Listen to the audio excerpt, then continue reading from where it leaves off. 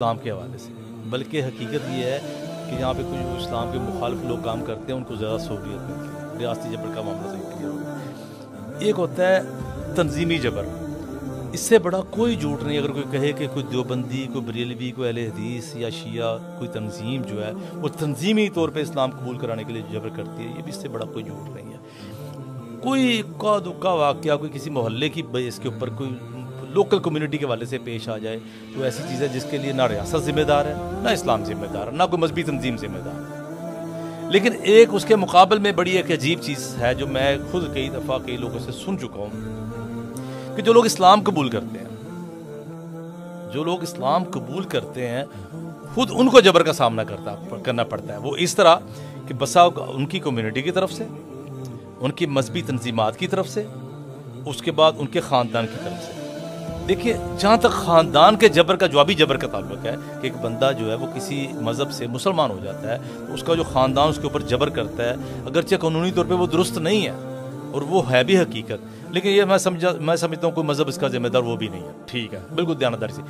لیکن میں نے یہ ایسی باتیں سنی ہیں کہ کچھ مذہب جو ہے، مختلف مذاہب ہیں، ان کی جو نمائندہ تنظیمیں ہوتی ہیں یا ان کے نمائندہ جو شخصیات ہوتی ہیں، ان کی طرف سے بھی اس طرح کے معاملات سامنے آتے ہیں کہ وہ جبر کا حصہ بنتے ہیں، وہ جبر کا۔ تو آپ کے یقیناً آپ کے سامنے لوگ ایسے آتے ہیں کہ جو اپنا مذہب کو اسلام قبول کرتے ہیں، پھر ان کے ساتھ جو وہ جبر کیا جاتا ہے جو اصل اور حقیقت یہ ہے کہ یہ وہ جبر ہے جو اس معاشرے میں زیادہ ہو رہا ہے، جس کا ذکر نہیں کیا جاتا۔ اس کے بارے میں آپ کیا کہیں گے؟ یعنی اس کو نا اس وقت بہت پورٹریٹ کیا جا رہا ہے پوری دنیا میں، اور خصوصاً پاکستان کو ٹارگٹ کر کے۔ چلے فرض کریں ایک لمحے کے لیے ہم یہ تصور کر لیتے ہیں کہ پاکستان میں جبر ہو رہا ہے۔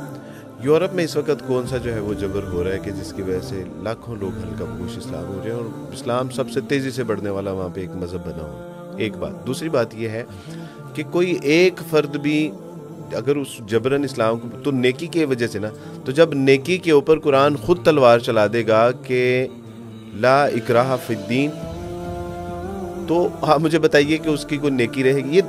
یہ ویسے ہی بات پورے کا پورا پروپیگنڈا ہے۔ اس کے بعد عقیدہ ہے کوئی جبر سے کسی کو مسلمان کرے گا تو اس کا یہ فیض ثواب کی بجائے اس کو گناہ دے گا، اس کو گناہ ہوگا۔ اور رسول اللہ صلی اللہ علیہ وسلم فرمایا کہ اگر دنیا میں، حدیث کا مفہوم ہے کہ دنیا میں اگر کسی مسلمان نے کسی غیر مسلم کے ساتھ زیادتی کی تو حشر والے دن رسول اللہ صلی اللہ علیہ وسلم اس کی طرف سے اس کی نمائندگی اور وکالت کریں گے۔ آپ دیکھیں کتنی اہم بات۔ اچھا، دوسری بات کہ جہاں پہ آپ نے فرمایا کہ یہ ریاستی یا اس کی ذمہ داری نہیں بنتی، میں اس بات سے اختلاف کرتا ہوں۔ اگر حکومت اس بات کی ٹھیکیدار بن رہی ہے کہ یہاں پہ جبرن تبدیلی مذہب کو روکا جائے، تو میں کہتا ہوں کہ جی بالکل۔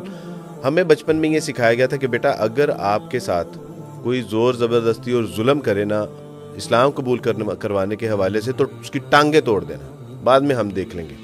آج میں اپنے مسلمان بہن بھائیوں کو یہ بات کرتا ہوں کہ اگر آپ کے علم میں کوئی ایسی بات آئے نا کہ کسی نے کسی غیر مسلم کو جبرن اسلام میں داخل کیا ہے تو اس کی ٹانگیں توڑ دیں گے، میں آپ کے ساتھ ہوں۔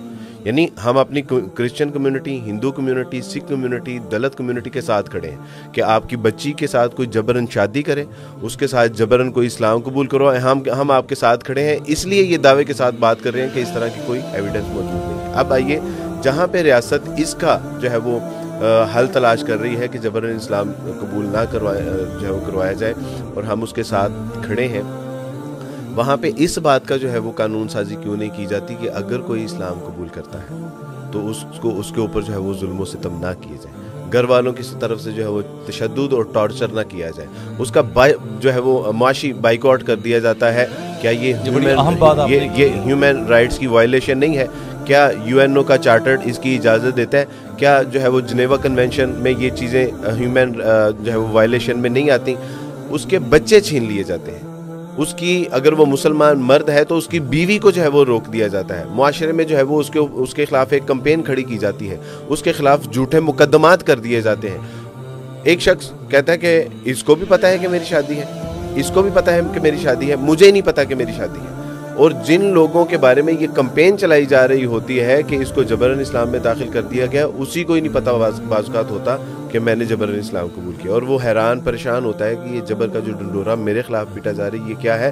یعنی اس کی کریکٹر اسیسینیشن کی جاتی ہے، اس کے اوپر گھٹیا اور غلیظ الزام۔ ایک لڑکی ہے یا لڑکا ہے اس نے شادی تو کرنی ہے نا. شادی کرے گا تو اس کے اوپر الزام لگائیں گے دیکھیں اس نے شادی کے لیے اسلام قبول کیا.